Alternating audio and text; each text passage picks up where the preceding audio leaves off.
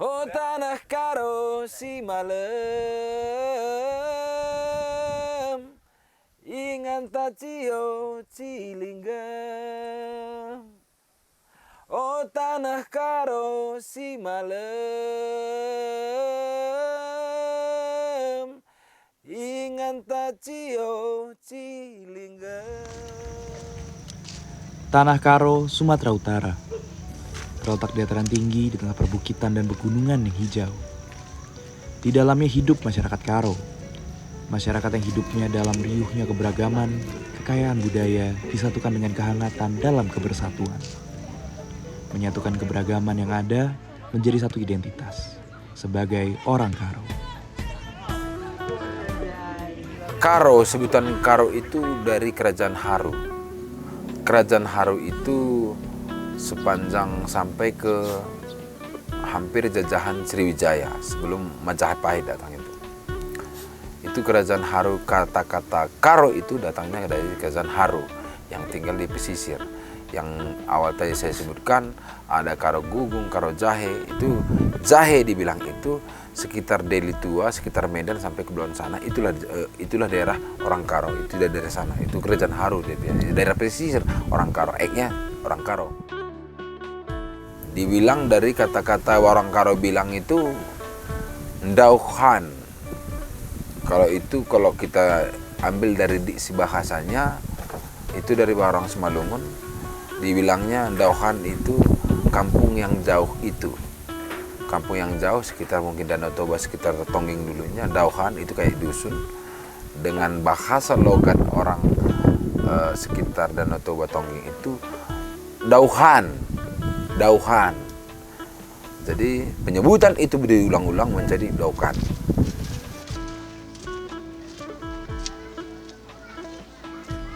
Jadi kan dulu dari Samosir, penduduk dari Samosir mau ke Karo. Jadi jalan kakinya dari Tongging ke atas Pangambatan ini. Jadi kan sudah capek orang itu. Jadi disinilah terkambat dia. Dia terkambat lah. Makanya dibilang Pangambatan. Intinya marga orang Karo itu ada 5. Saya Tarigan. Jadi Tarigan ada, Sembiring ada, Karo-Karo, Ginting, sama Pranginangin. Itu base-nya itu 5 marga besar di Karo ini. Kalau untuk cabang-cabangnya, itu orang Karo ini dipengaruhi sama orang-orang di luar yang 5 ini tadi. Jadi beberapa marga ada yang dari Indonesia asli tapi suku berbeda, ada yang juga luar dari Indonesia ini. Jadi kalau misalnya dibilang orang Karo ini aslinya cuma 5 tetapi cabangnya yang banyak. Cabangnya inilah yang menentukan denominasi dari percampuran banyaknya orang yang membentuk karakter orang Karo sekarang. Tanah Karo menjadi pusat kehidupan yang beragam. Sebagai contoh, keberagaman terjadi di Desa Pangambatan yang masyarakat terdiri dari suku Karo, Toba, dan Simalungun. Bahasa yang digunakan mencerminkan keberagaman dan toleransi, menciptakan keseimbangan harmonis di tengah masyarakat yang beragam ini. Keberagaman ini menjadi bukti nyata dari perkembangan dan kehidupan yang kaya di Tanah Karo. Di sini bahasanya udah campur. Kalau aku aslinya kan tua. Di sini udah ada Simalungun, Karo, udah macam beragam bahasa. Kalau sama-sama orang tua, bahasa Batak. Sehari-hari di sini. Kalau orang Karo sehari-hari ya bahasa Karo. Kalau kita sama-sama orang Toba, ya pakai bahasa Toba kita. Kalau di sini banyak bahasa. Saya bilang tadi, penciptaan marga saja sudah dipengaruhi banyak orang. Dalam arti kata, sudah sifatnya kian. Memang benar-benar sifatnya orang Karo itu sukanya ngumpul bareng-bareng. Komunal lah dalam arti kata. Suka bercampur dengan orang banyak. Orang Karo ini menghormati siapa saja. Tidak pandang bulu, mau backgroundnya seperti apa, mau dari mana asal-usulnya, mau latar belakangnya keluarganya gimana. agamanya apa kalau kita kaitin sekarang. Kita orang Karo tidak peduli. Kita hormat aja semua. Itu menunjukkan bahwa itulah jati diri orang Karo. Kita bisa menerima siapapun orang yang di luar daripada komunitas kita. Memang jati diri orang Karo itu tidak suka menyendiri. Kebersamaan tercerminkan dalam kehidupan sehari-hari masyarakat Karo. Dalam kehidupan sehari-hari masyarakat Karo, kebersamaan dicerminkan melalui berbagai kegiatan bersama. Pegunungan dan perbukitan yang subur dimanfaatkan masyarakat untuk memenuhi kebutuhan yang bersama. Sumber daya diolah bersama dan juga dimanfaatkan secara bersama.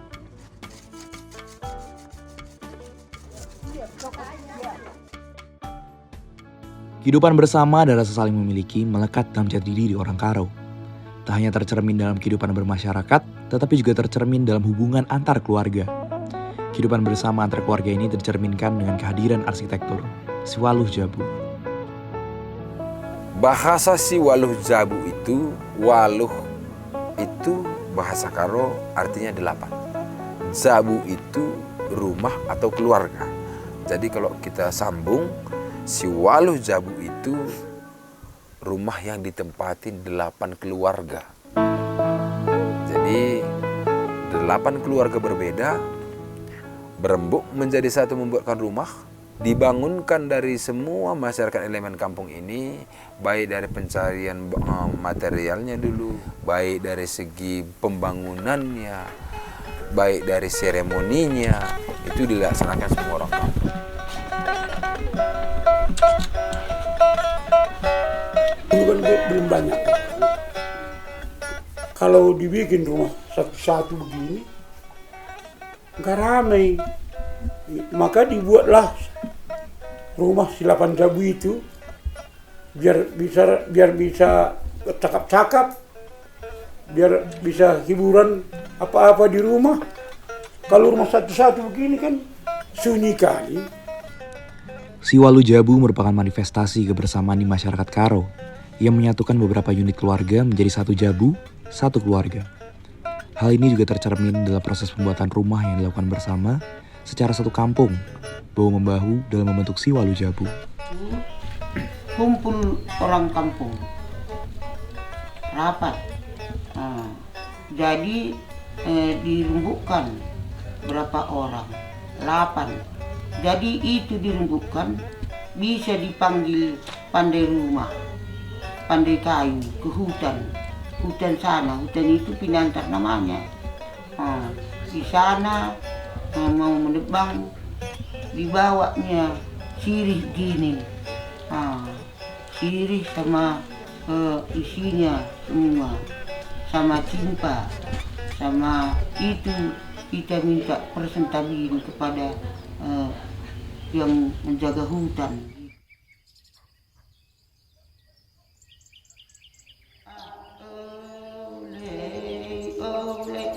Rita runtun kayu tak ada mama, itu tak runtun kayu tak ada mama.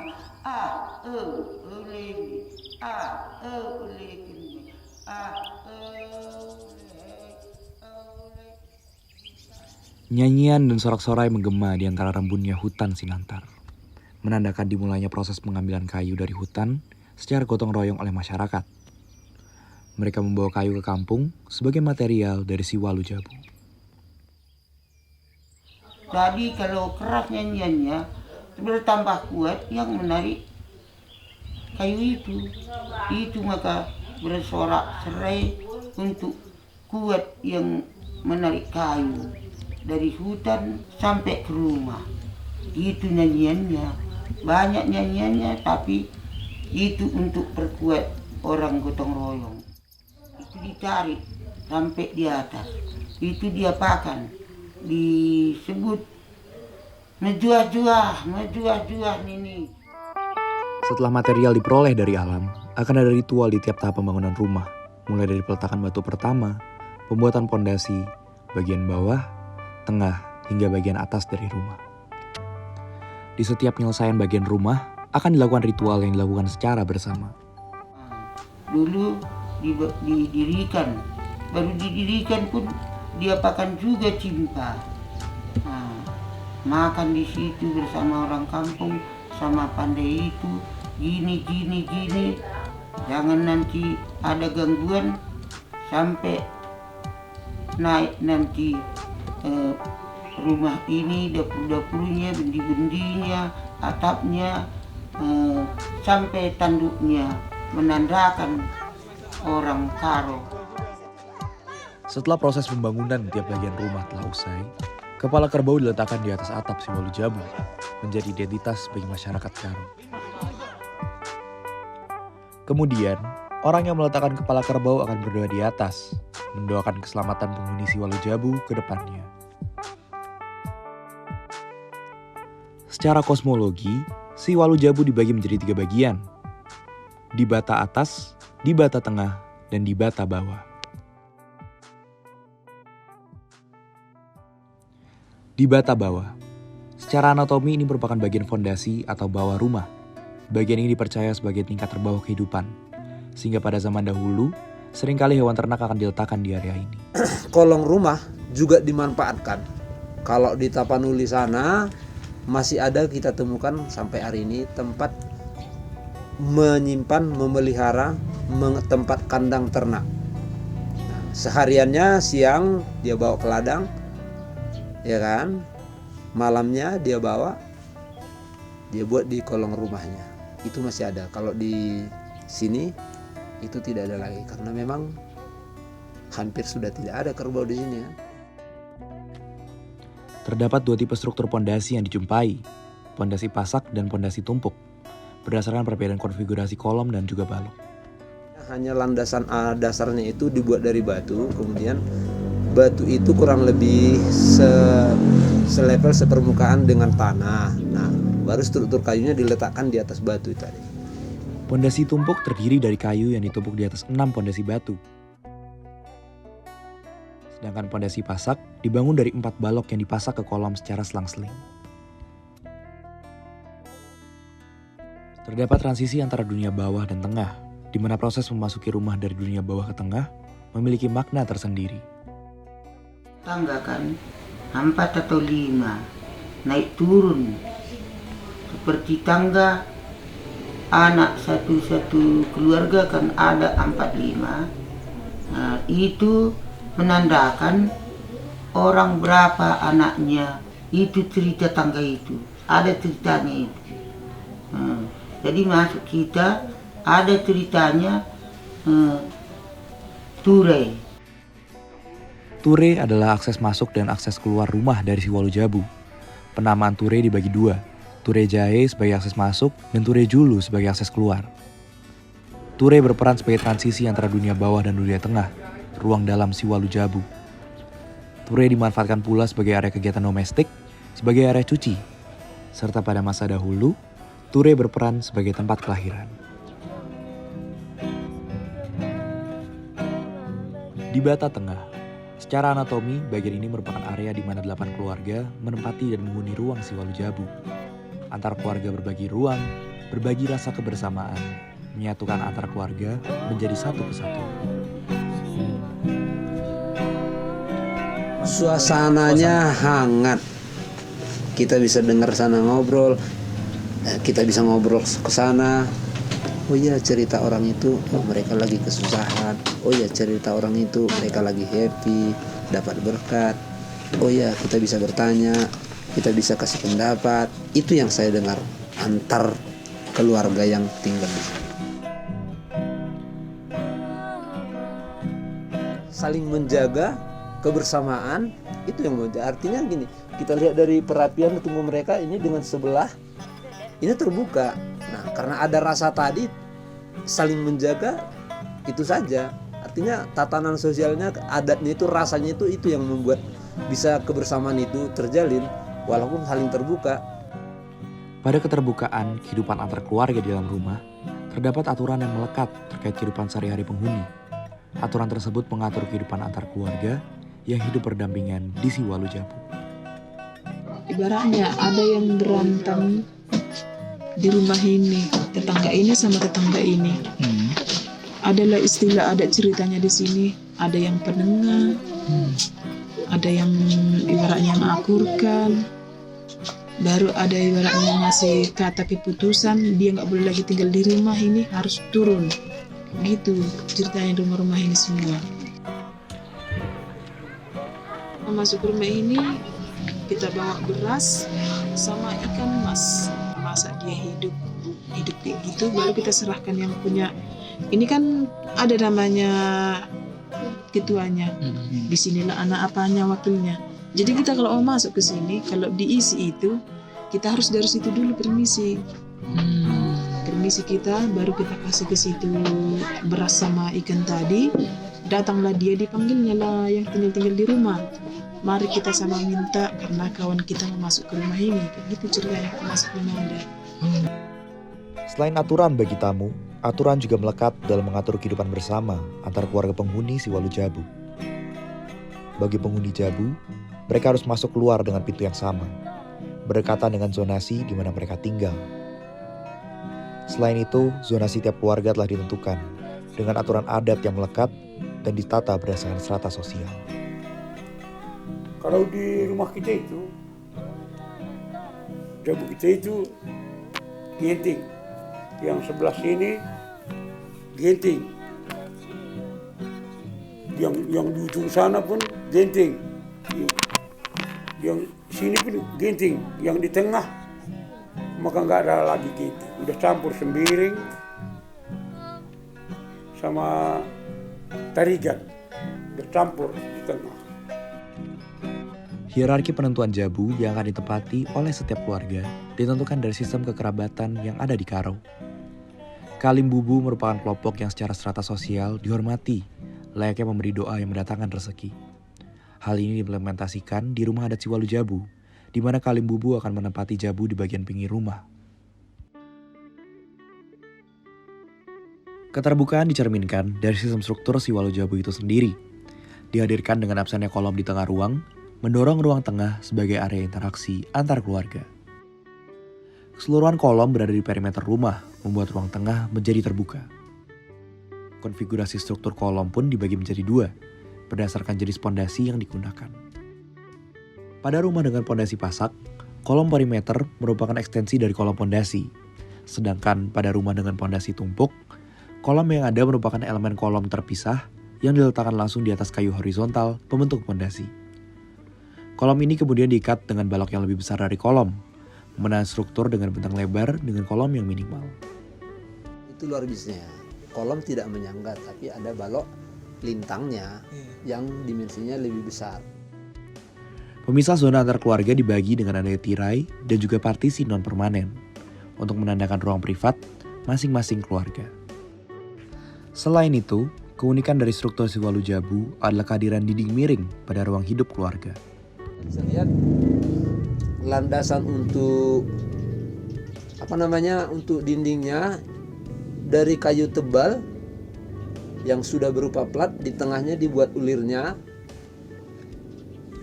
baru dimasukkan ke situ. Artinya bagian atasnya juga sudah disiapkan dulu.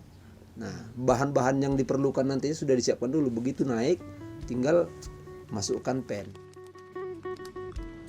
Kebersamaan antar Jabu ditandai dengan kehadiran dapur yang dipakai secara bersama. Terdapat 4 titik dapur untuk 8 keluarga, sehingga 2 keluarga memakai 1 titik dapur terbuka yang sama. Titik dapur ini ditandai dengan bak pasir yang ditopang oleh anyaman, lalu diletakkan tungku perapian di atasnya.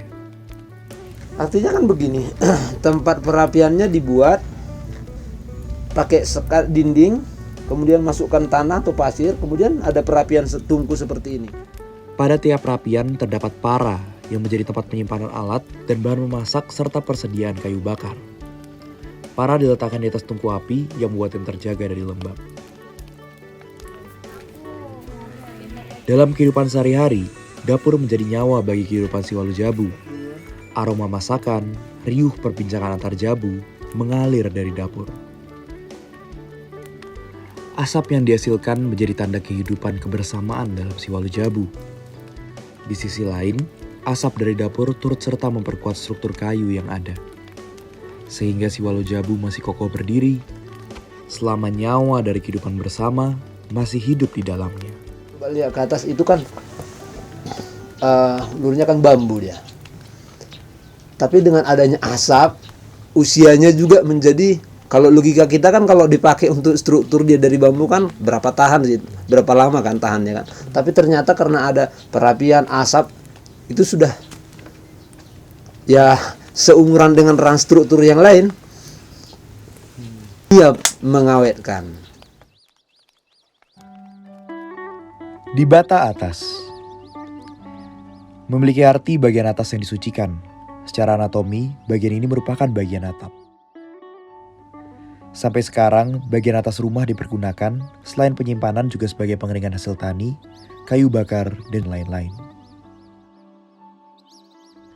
Atap dari Siwalu Jabu memiliki bentuk yang masif, ditumpuk dengan kolom balok atap dengan sistem pasak.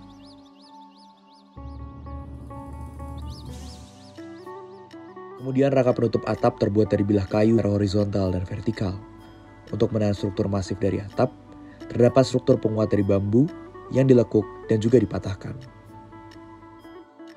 Pada dunia atas, identitas masyarakat Karo diletakkan, yakni ornamen kepala kerbau betina yang diletakkan di ujung atap rumah. Kalau kita lihat ini rumah adat ini ya, kalau kita lihat dari sepintas lalu sebetulnya, kalau saya bilang ini seperti seorang ibu melindungi anaknya. Kalau kita perhatikan karena penggunaan kepala kerbau itu kan betina, lambang kemakmuran, lambang perlindungan lah dia bilang. Kayak sepertinya yang di dalam tinggal itu anaknya.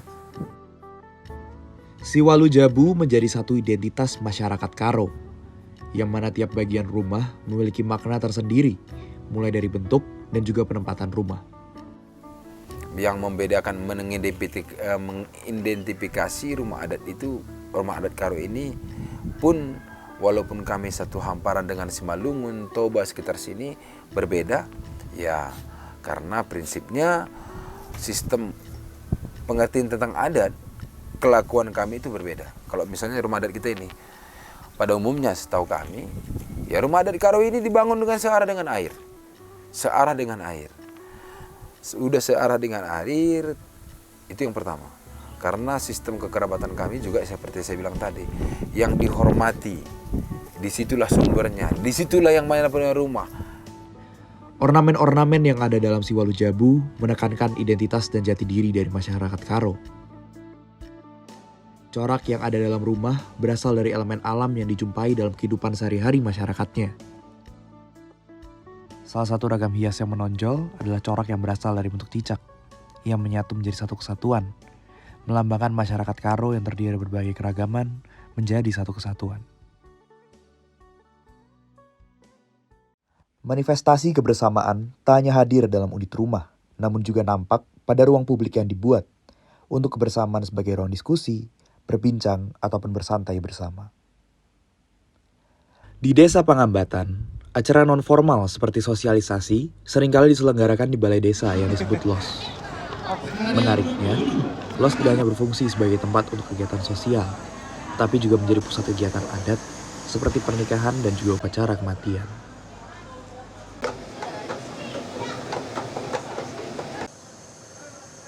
Di Desa Pangambatan sendiri, penggunaan LOS dapat dilihat pada acara pernikahan. Adat yang digunakan menyesuaikan suku dari pihak yang mengadakan acara. Aula komunal ini juga digunakan untuk keperluan sosial dan budaya, dengan aula utama sebagai pusat acara, anak beru dan kali bubu di sebelahnya. Upacara yang kami ikuti mengikuti upacara adat Toba.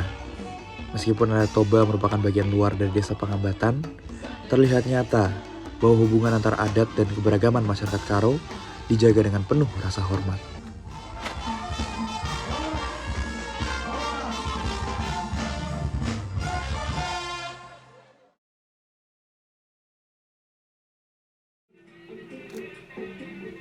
Masyarakat Karo tetap setia melestarikan budayanya, menurunkannya dari generasi ke generasi. Dari budaya, tradisi turun-temurun memperkuat jati diri kebersamaan dari masyarakat Karo.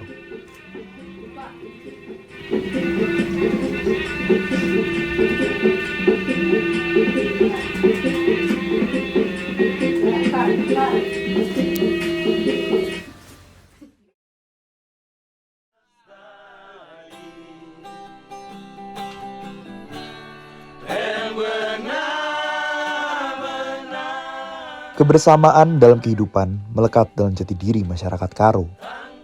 Seiring berjalannya waktu, muncul perubahan dari pengaruh perkembangan zaman. Implementasi budaya dan kehidupan sehari-hari pun ikut berubah, mengikuti dinamisme dari perkembangan yang ada.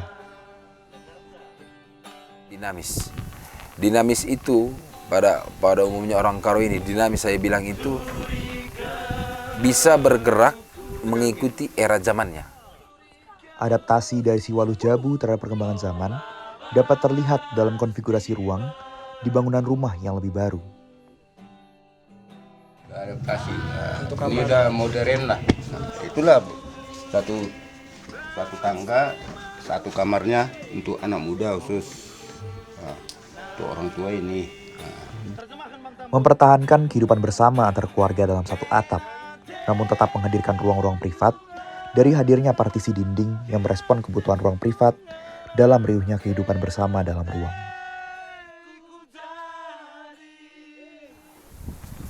Pembangunan rumah adat sendiri itu membutuhkan salah satu waktu yang lama, skill yang mumpuni, bahan-bahan yang tepat. Membangun satu rumah adat itu membutuhkan satu kampung ini. Jadi karena dinamisnya orang Karo ini, perubahannya lebih sifatnya mungkin dari sistem yang komunal menjadi individual seperti itu, mengakibatkan untuk keperluan bahan ini semua lebih baik dibangunkan yang private, yang lebih ke sendiri. Rumah kayu. Kehadiran rumah kayu merupakan respon dari dinamisme masyarakat Karo. Berakar dari keinginan memiliki hunian privat, semakin meningkat seiringnya perkembangan zaman. Membentuk satu hunian untuk satu keluarga.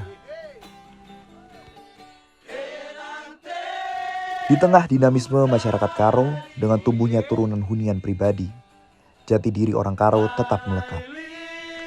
Kebersamaan dan kesatuan melekat dalam tiap aspek kehidupan, menyatukan keberagaman yang ada menjadi satu. Atas nama rasa saling memiliki sebagai satu jabu, satu keluarga, orang Karo.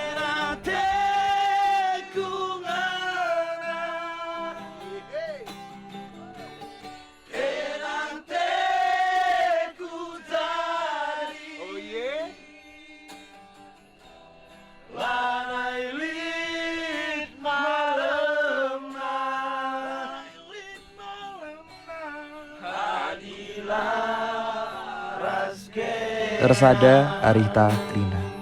Keberagaman dalam satu.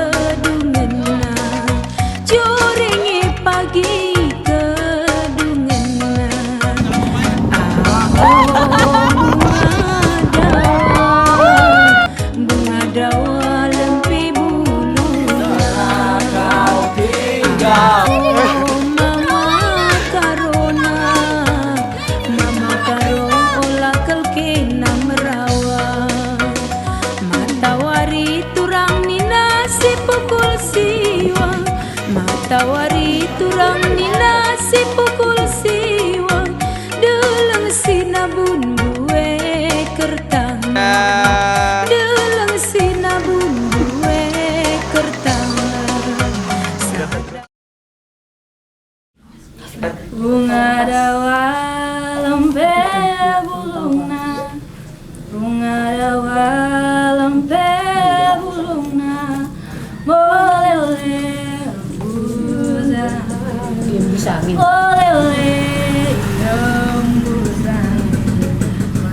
Mantingi sepunana Mantingi sepunana Adilakin nande biringan Adilakin bere bayang lauda bunga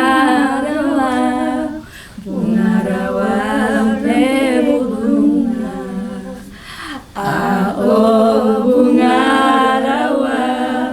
bunga rawa bebunga. Oke. Itu lagu lama itu. Lagu lama. Iya.